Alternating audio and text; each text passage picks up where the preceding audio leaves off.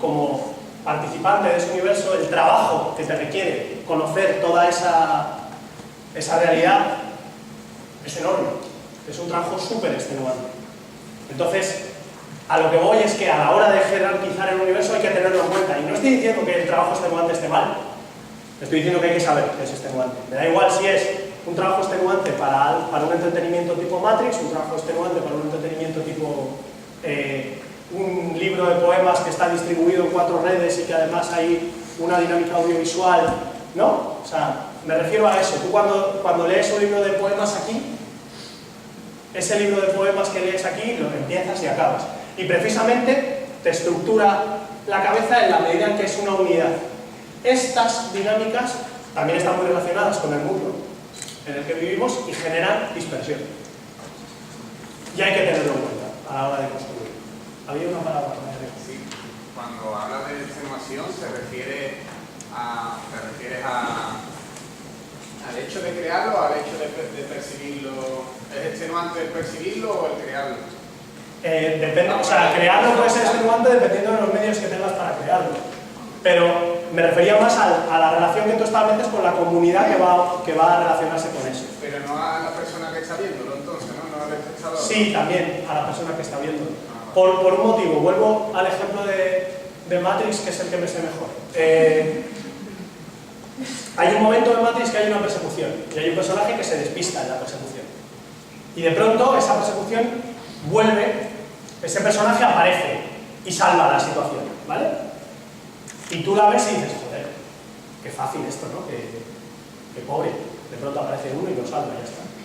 Bueno, resulta que en uno de los videojuegos de Matrix, una de las fases es conseguir que ese personaje llegue desde donde estaba hasta el lugar donde aparece en la película. Si tú sabes eso, cuando aparece en la película tienes el mapa completo, entiendes perfectamente lo que está pasando. Pero si no lo sabes, te falta un detalle. Y ese detalle que te falta es esencial a la hora de valorar lo que estás viendo. Por eso digo que el trabajo es más extenuante, ¿vale? Hay otros universos donde eso no pasa. Por ejemplo, en el universo disperso, que es Star Wars, que además he puesto disperso premeditadamente, Star Wars son 6 películas, 3 o 4 series de animación, no sé cuántos 1000 videojuegos, etc. Cada uno de ellos funciona en sí mismo y aporta variaciones al conjunto, pero no tienes por qué haber visto ninguno de los otros para entender lo que está pasando.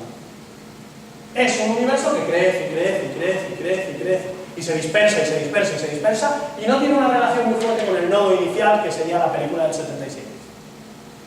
¿Vale? Tú lo ves y ya está, no necesitas más.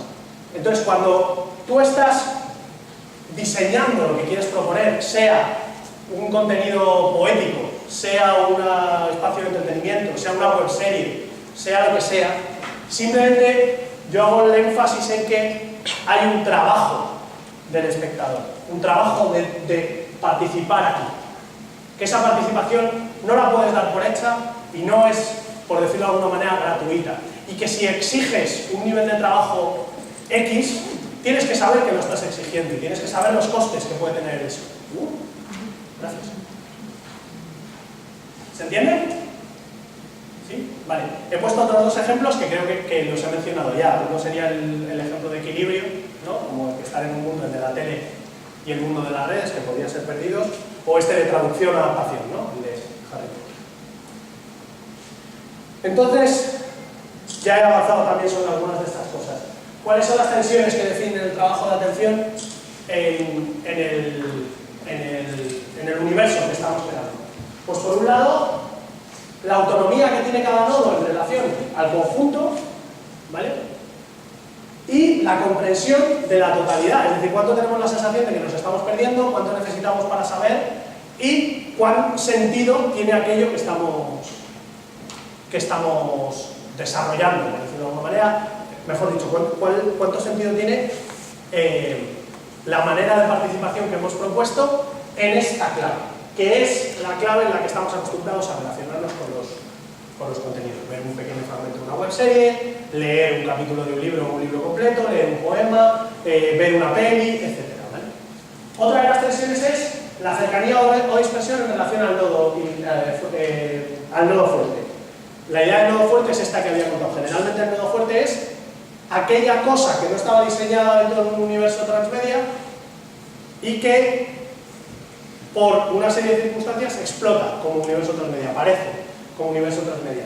La relación que se suele tener con eso es una relación trascendente, de poca perversión sobre ese nodo, sobre todo cuando de lo que estamos hablando es de nosotros y nosotras como responsables del desarrollo de ese nodo. No es la relación que tienen las comunidades, que en muchos casos pervierten a saco el sentido de ese nodo, juegan con ello, etc. Pero de cara a desarrollar otros elementos, la relación de cercanía o no con el nodo fuerte es otro de los elementos de tensión, sobre todo de cara a por dónde entra uno al universo. Después habría otra cuestión que es el interés específico, ¿no? de cada nodo. No por el hecho de tener un nodo aquí que se relacione con este universo, nos va a permitir seguir explorando si este nodo no tiene un interés. Pero no un interés en relación a este universo, sino un interés específico. Volviendo a la dimensión un poco de explotación de los productos. El diario íntimo de Harry Potter no tiene por qué generar que a nosotros nos interese mínimamente el universo que se ha creado, si no es porque ese diario tiene un interés en tanto que diario y no solo como parte de un universo de ficción. Esto, cuando es así, es merchandising normal y corriente. No tiene nada de construcción de un territorio narrativo, etc., ¿no? De nuevo, entonces, hay que tener en cuenta que de lo que hablamos es de una lógica narrativa en red. Y para expresar la red, creo que hay un elemento más sencillo o más claro, que es que el territorio es así.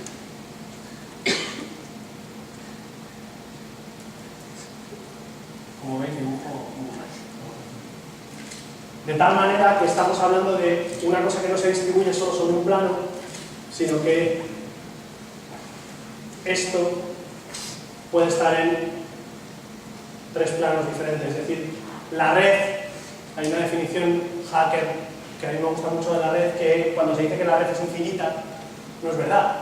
La red no es infinita en el territorio, no es infinita en su superficie, sino en su profundidad.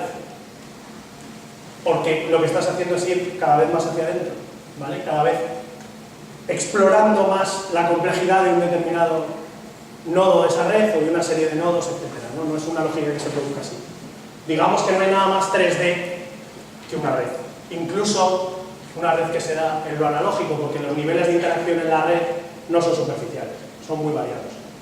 Y eso también hay que tenerlo en cuenta, es decir, tú tienes, cuando produces un universo transmedia, tú sabes que vas a tener nodos muy fuertes que van a acarrear la mayor cantidad o una cantidad mayor de atención, nodos más dispersos, nodos que pueden funcionar solo porque se relacionan irónicamente con este y que si lo que hacen es guardarle un respeto tremendo, no van a servir para desarrollar el universo, etc.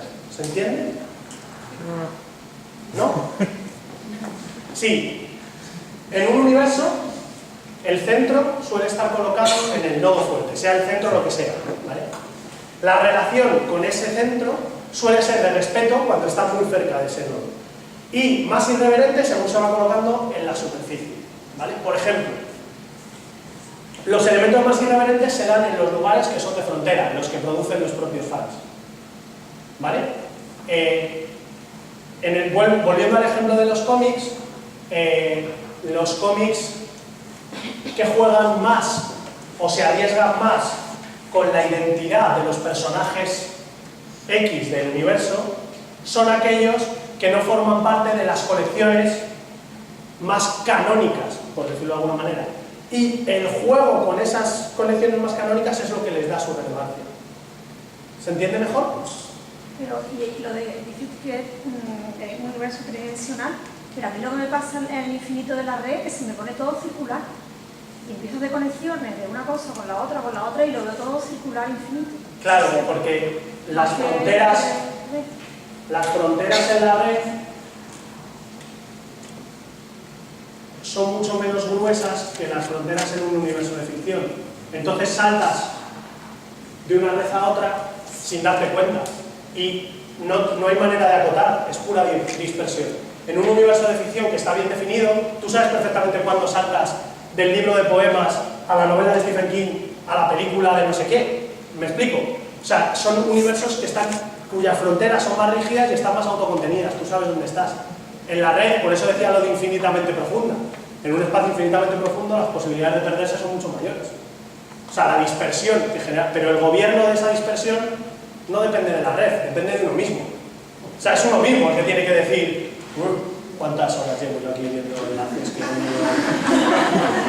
¿Por qué tengo 25 pestañas abiertas? ¿Cuándo ha abierto esta pestaña? O sea, ¿esto cuándo ha sucedido? ¿Vale? ¿Qué hora es? O sea, eso no es... O sea, la arquitectura de la red te va a llevar a eso. La responsabilidad o la manera de gobernar la relación con esa es de tu yo analógico con el mundo de la red. Pero cuando tú estás viendo una web interactiva, un documental interactivo, sabes perfectamente cuándo sales. Porque son nodos cerrados. Tú estás viendo esto que os decía de Brasil, ¿no? O un documental interactivo bastante interesante que hay sobre, por ejemplo, los paisajes sonoros y visuales que hay en la City de Londres, y cómo, que es un documental hecho por gente simplemente paseando y grabando lo que va viendo y va oyendo según pasea por la ciudad, por una determinada zona de la ciudad. Pues tú sabes perfectamente cuando ya no estás ahí, ¿no? Lo ves clarísimamente. Y luego aparte, porque de nuevo lo que compone el interior de esas ficciones son narrativas de las cronológicas, ¿no? De cronológica, ¿vale? Solo en relación unas con otras entiendes que estás en un universo cartográfico, pero tú cuando dejas de ver esto no sigues en este universo, te sales de nuevo al mundo analógico y luego vuelves a ponerte tu peli o a leerte tu libro o a lo que sea, pero cuando estás en la red es que no sales, pasas de una a otra, ¿vale? Pero a la hora de definir un universo de ficción, aunque sea documental, joder, las fronteras están clarísimas. Prácticamente es lo primero que defines de manera, aunque sea inconsciente. Entonces, en ese sentido decía que lo periférico y lo fronterizo es más libre que lo que está concentrado en el centro de la narración. Esto, a ver, cuando luego uno se pone a trabajar sobre un proyecto transmedia, créeme que no es la manera en la que lo aborda. Solo son elementos que uno, de manera consciente o inconsciente, va teniendo dentro para luego tener cuidado, para luego decir, joder, pero es que esto igual, o sea, no puede ser que la gente necesite, por poneros un ejemplo, haber leído el Twitter ficticio de este personaje para entender por qué actúa así en esto. O mejor dicho, vale, lo hacemos así, pero asumamos que va a haber mucha gente que no va a entender nada. Y hay una parte que dices, guay, que busquen. Perfecto, vamos a hacerlo lo suficientemente bien como para que salga el impulso de explorar, para que salga el impulso de buscar, para que lleguen hasta ese Twitter, ¿no? Por poneros un ejemplo biográfico de curro, ¿no? Yo con otro compañero desarrollamos un proyecto de serie en el que había un personaje que no salía nunca, porque toda la serie se desarrollaba en una habitación y había un personaje que estaba fuera y no estaba. Ese personaje era el único de toda la serie que tenía un Facebook y un Twitter. Todo lo que le pasaba a ese personaje estaba ahí, no estaba en el otro lado. Pero tú no necesitabas, hasta que la serie no iba muy avanzada, leer eso para entender lo que había pasado con ese personaje, porque había un momento en la serie en la que desaparecía y solo se explicaba desde el otro lado. Pero ya estabas metido en el universo, ¿vale? Entonces, simplemente es tenerlo en la cabeza. Este es un ejemplo como podría haber mil y seguro que se os ocurren otros, ¿vale? Bien, entonces, la clave del asunto es, podemos desarrollar un universo transmedia, pero no será un universo transmedia, por decirlo de alguna manera real, si no tenemos en cuenta la dimensión de participación. Sin la participación no hay transmedia. Y luego podemos ver, yo he hecho como una especie de jerarquía de qué tipo y qué niveles de participación estamos hablando. Que de alguna manera, no sé si conocéis las 4 libertades del software libre, pero es una especie de traducción de las 4 libertades del software libre. La primera es el grado 0, que sería la escucha. O sea, la manera de participar de la comunidad en relación al universo es que lo escuchan, o lo ven, o lo leen, ¿vale? Y eso es lo máximo que pueden hacer. Esta sería la lógica del espectador tradicional, ¿no? Va al cine, lee una serie, lee un libro y ya. Eso es su relación con el universo.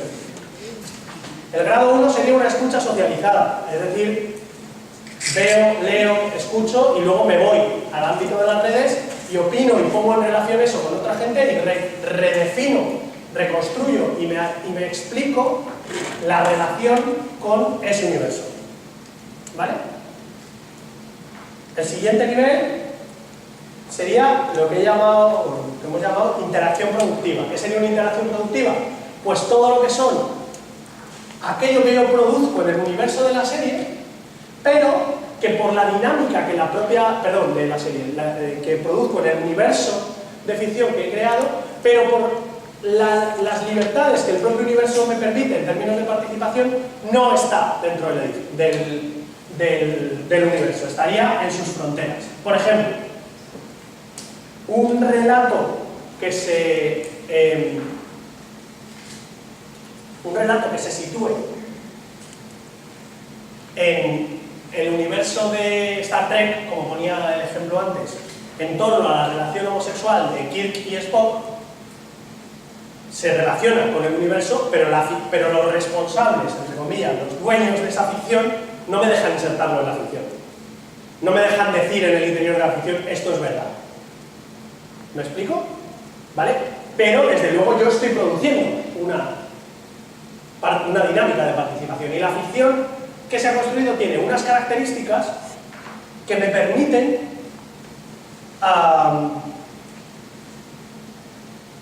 que me llevan a esa dinámica de participación, aunque se coloque en la frontera, entre algo que está ahí dentro porque está hablando de eso, pero no está dentro del todo, porque si estuviera modificaría todo lo demás, se relacionaría con el entorno. Entonces, el nivel último, que sería el grado 3, libertad 4, porque hemos empezado por 0, sería, en vez de la interacción productiva, la inserción productiva. Es decir, el momento en el que el universo de ficción me permite introducirme como participante y producir en pie de igualdad y modificar en pie de igualdad ese universo. ¿Se entiende?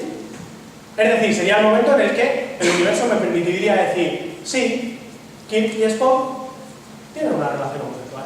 O, para no romper dinámicas de coherencia, Kirk y Spock, desde un determinado punto de vista, tienen una relación homosexual. Digo, porque el universo, como he dicho antes, tenía que ser contenido en sí mismo, tenía que ser coherente, ¿vale? Todas esas ficciones de proyección, todo lo que es el fanfic, normalmente lo que hacen es llenar un vacío que la propia serie no ha resuelto. Por eso hablaba antes de las dinámicas de mantener misterios, ¿no? Dudas, cosas que no se han resuelto. Pero fijaos, yo qué sé, ¿cómo sería un libro en el que el final del personaje podría quedar abierto y entonces fuera la gente la que nos dijera cómo acaba, o en el que lanzáramos esa pregunta y entonces cómo acaba ese personaje tuviera 1 o 1000 respuestas y que esas respuestas se pudieran dar en texto o se pudieran dar audiovisual, ¿no? Todo eso son las dinámicas de participación de las que estoy hablando. En general, toda la ficción mainstream llega al grado de libertad 2. Te permite ver, te permite opinar y te permite producir en ese universo mientras que no esté dentro del universo. Realmente.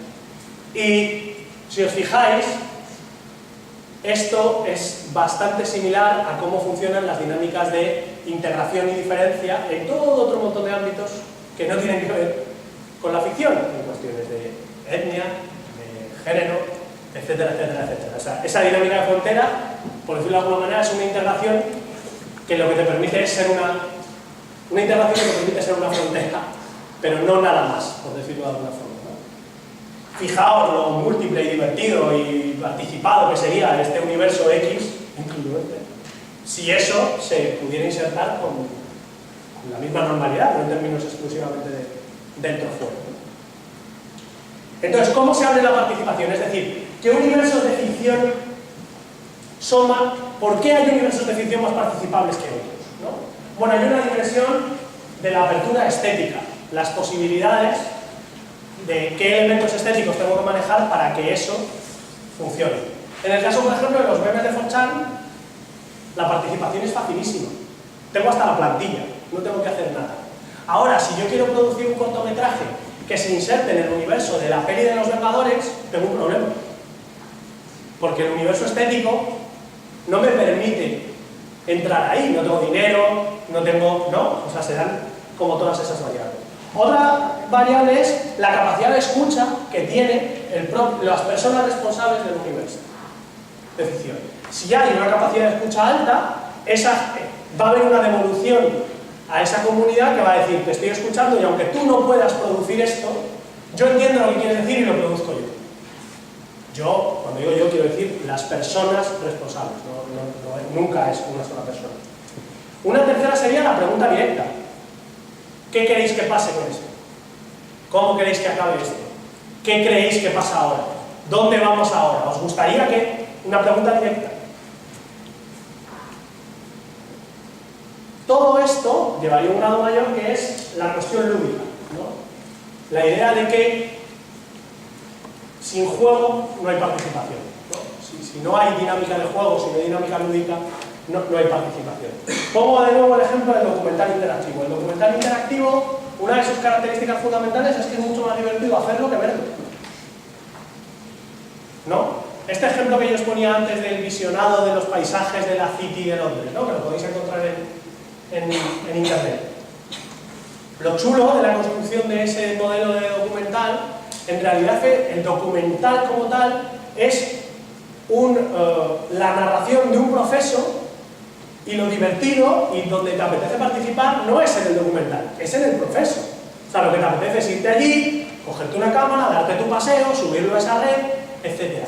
Es decir, son elementos que tienen más sentidos participando que como espectador tradicional. Incluso como espectador tradicional pueden llegar a ser hasta aburridos, ¿no? La mayor parte de los... no la mayor parte, pero una parte importante del documental interactivo, la parte más interesante es la dinámica de participación que propone.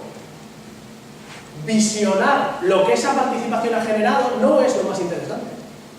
Es más bien qué marco genera eso y, por tanto, toda esa dinámica tiene una cosa muy interesante que es que en el campo, o sea, esto abre la cuestión del transmedia no solo a la producción de ficciones que se relacionan con lo real desde una perspectiva simbólica, por decirlo de alguna manera. Esto me está hablando del presente, encarna unos determinados valores X, pone en cuestión toda una serie de cosas, te pone preguntas, etc., sino que directamente la dinámica de participación modifica el espacio real. Vamos a hacer un documental sobre cómo podría ser la Alameda de Sevilla.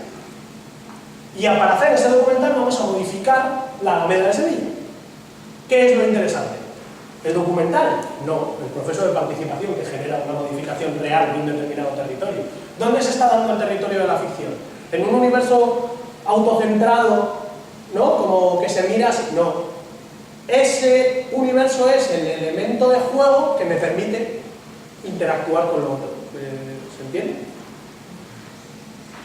Entonces el interés, por tanto, ya no es el visionado, sino la vivencia.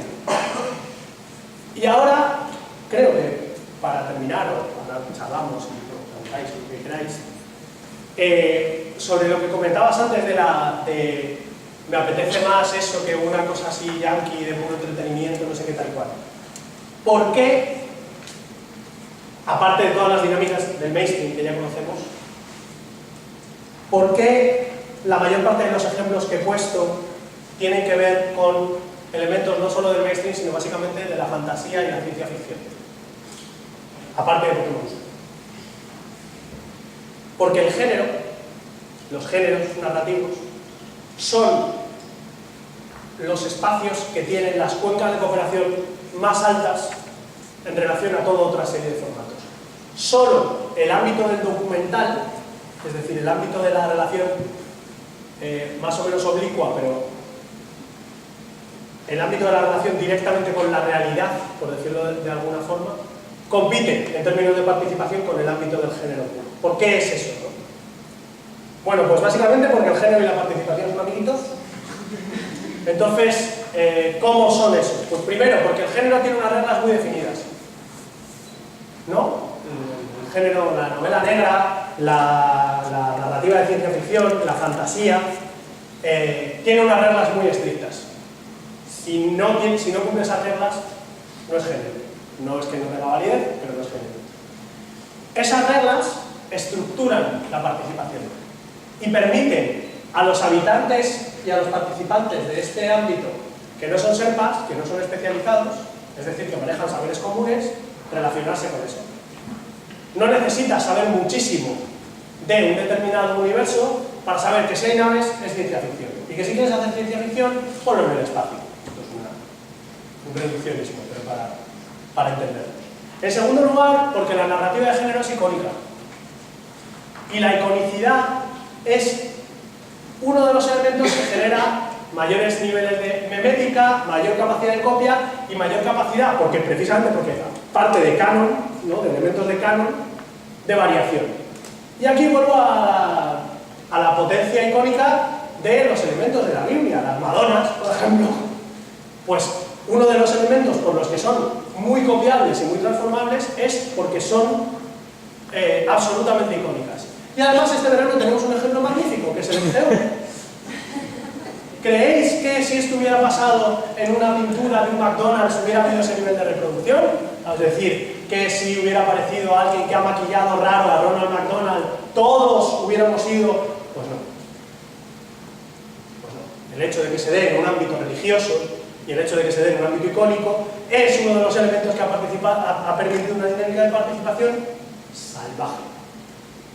Salvaje además en el buen sentido. Y en último lugar, porque las comunidades en torno a las narrativas de género, es decir, las comunidades de fans, son las que están más organizadas, las que llevan más tiempo funcionando como comunidad y por tanto las que tienen los saberes y las dinámicas de interacción para saber cómo habitar estos mundos. No quiere decir que en otros ámbitos no se pueda dar, pero sí que hay una historia del ámbito de las comunidades de fans en torno a la ciencia ficción desde los años 40, desde los años 50, en el ámbito de la fantasía más o menos desde el mismo momento, a todo lo que son las ferias donde se dan dinámicas de red en el mundo analógico. Toda esa lógica de participación lleva entrenada mucho tiempo y por eso son las comunidades que están más preparadas para abordar esa cuestión. No es que de pronto la ciencia ficción o la fantasía o los superhéroes aparezca y sea simplemente que el mainstream dice ahora toca esto. Eso no es real, no es así, no funciona en ningún otro ámbito. Son la identificación de comunidades vivas que están produciendo universos de ficción la que hace que se identifique desde eso, como llamaba al principio, en transmedia empresarial, una perspectiva útil o una dinámica un poco más de captación, por decirlo de alguna manera, de eso. Sí. Pero tú no crees que desde, las reglas impuestas estas por el mainstream, en el fondo son intereses económicos brutales. Y que por lo menos yo desde la resistencia lo que intento es que la regla del juego es que no hay reglas. Que se puede crear comunidad sin reglas, sin esas reglas que al final es vender cómics, vender y además casitos ya. Que no sé, que yo no... O sea, creo que es difícil construir una conversación entre yo creo y yo no creo, pero si entramos en yo no creo que se pueda construir una comunidad sin reglas. No lo creo para nada, al contrario, creo que cuando hay una comunidad de reglas y esas reglas están bien estructuradas hay más comunidad. Pongo un ejemplo, la cultura libre. La cultura libre, el copyleft, es una comunidad estructurada en torno a 4 reglas tremendamente estrictas, que si no se cumplen, estás fuera. Sin esas reglas no hay comunidad. La cuestión es qué reglas, qué ADN hay detrás de esas reglas, si esas reglas permiten mayores niveles de participación, menores niveles de participación, si están hechas para vender o para jugar. Eso es lo que se pone en juego, no el hecho en sí de que haya reglas o no. No es solo que los universos de ficción del cómic sirvan para vender más cómics, es que las dinámicas narrativas del cómic permiten mayores niveles de participación. Y si solo nos quedamos en que se venden más cómics y en cómo se hacen esas dinámicas de cómic, tendremos muchas dificultades para utilizar los elementos de la ficción para producir contenidos. Sea a través de un poema, sea a través de un documental, sea a través de una... Son dinámicas, en todo caso, en el mainstream, de captación de las comunidades vivas y de devolución en términos de comercio, de venta de productos. Pero no es solo simplemente, oye, tenemos el mainstream, o sea, el mainstream es una relación, como cualquier dinámica de poder. Por eso se dan dinámicas de bromear con los carteles de las películas. Por eso que refuerza los elementos refuerza la dinámica de venta, al fin y al cabo, sigue reproduciendo la memética en torno a esas ideas, ¿no? O la pervierte. Pues es posible que no tengamos por qué elegir una cosa u otra. Puede reforzarlas y pervertirlas. Y que eso sean las dinámicas de resistencia. No dos lugares estancos. Sino, además, a mí personalmente es que me costaría mucho vivir en la cotidianidad, lo concreto, desde esa perspectiva. Pero a mí me flipa Matrix, o sea, tampoco... ¿Quién sabe? Vale. Por último, quería marcar dos líneas de tensión, para que veáis que no vengo solo aquí rendido al mainstream. Quería plantear dos líneas de tensión que me parecen importantes a la hora de abordar esta cuestión. La primera es la cuestión de la propiedad intelectual. ¿Quién es el propietario de todo esto? Hay dos concepciones sobre la cuestión de la propiedad intelectual, y esto también es lo más innovador que he podido generar en términos estéticos. Por un lado sería una concepción de la propiedad intelectual en torno a lo cerrado y restrictivo, el copyright, y por otro lado sería la cuestión abierta y libre, ¿no? Lo que podríamos entender como copyleft. Esas son dos respuestas que se han dado a la cuestión de la propiedad o la gestión de la propiedad. ¿Qué pasa? Que como la participación forma parte esencial de esto, y si la participación no se entiende, sobre todo el campo de lo cerrado y restrictivo tiene un grave problema en relación con eso, porque desde el punto de vista de las leyes del copyright no deberían poderse permitir que una niña se haga un periódico de Harry Potter, porque está violando el copyright de Warner. Pero es que si hacen eso, la bola que les viene es que no pueden comercializar la película. Entonces necesitan otro elemento. Y entonces se construye este ámbito, que es un ámbito de una ambigüedad brutal, que es lo disponible. ¿Qué es eso? Pues es un ámbito en el que más o menos todo el mundo mira hacia otra parte, nadie, y la legalidad, la denuncia, el impedir que algo se haga, tiene un sentido táctico. No tiene absolutamente nada que ver con el garantismo, que es lo que sería la ley, ¿no? Y entonces, dependiendo de qué tipo de propietario eres, de qué lógica de propiedad hablas y de cómo la gestionas, tienes unos elementos u otros. En el caso, por ejemplo, del señor George Lucas, de Star Wars, pues es muy favorable a lo disponible siempre y cuando no se haga con aquello que está produciendo. O sea, juega lo que quieras, menos con lo que yo voy a comercializar. ¿Vale? En el caso de Harry Potter empezaron diciendo no juegues absolutamente nada, y ahora lo que están proponiendo es ven a mi portal web a jugar. ¿Vale? Entonces, eso ha generado de nuevo dos respuestas, ¿no?, a esta cosa de lo disponible. Una respuesta que sería, en términos de legalización y tal, en términos de cierto rigor, las licencias Creative Commons, es decir, una regulación de la propiedad en términos de libertad a través de una serie de condiciones, y para financiar todas estas cuestiones, el crowdfunding, es decir, unas dinámicas de microfinanciación a partir de unas normas. Y en el campo de lo disponible se han generado dos grandes industrias. Una que son las dos industrias de los nuevos medios.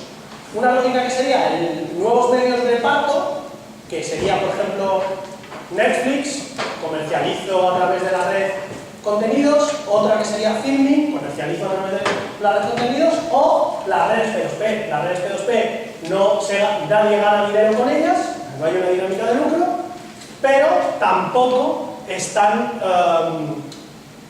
no hay una dinámica comercial y no hay una dinámica de lucro, es un mero ejemplo de compartir, es un protocolo para compartir.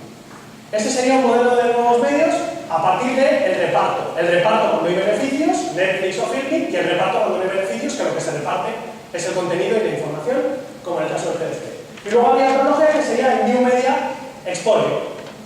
Es decir, portales, herramientas web que te permiten recoger una cantidad de contenidos enorme, distribuir y exhibir, pero pierdes totalmente la propiedad sobre lo que haces y no les preocupa lo más mínimo cómo se reparte el dinero que se está generando. 3 ejemplos: Google, YouTube y Megablog, que funcionan los 3 exactamente con el mismo modelo de negocio, solo que uno se ha considerado legítimo y legal, 2, mejor dicho, se han considerado legítimos y legales, y uno no, que es Megablog, que es el que acaban de cerrar. Bueno, esta sería una línea de tensión, y la segunda línea de tensión, y con esto acabo, es esto quién lo paga. Y hablo 4 preguntas, no para resolverlas ahora, pero bueno, para tenerlas en la cabeza. Primero, estas dinámicas, que son económicas, y este habitar estos mundos, ¿cuánto dinero generan? ¿Y a quién? ¿No? ¿Dónde se está dando ese ciclo comercial? La segunda es, en estos mundos, ¿quién trabaja? ¿Trabaja solo la gente que los crea? ¿O trabaja también la gente que participa de ellos, los difunde, los cuenta, etcétera? Si esto es así, ¿quién es el propietario? ¿Quién ha creado el mundo? ¿Todo el mundo? ¿Nadie? ¿Cómo sería esa cuestión? Y por último, ¿cómo se cuantifica eso? ¿Cómo sé yo cuánto le tengo que pagar a la persona que me ha hecho un retuiteo en relación a aquel que me ha escrito un fanfic, en relación a el guionista que ha escrito el guión de la película que ha ganado no sé cuántos millones, ¿no? Estas son 4 cuestiones que no están resueltas. ¿Vale?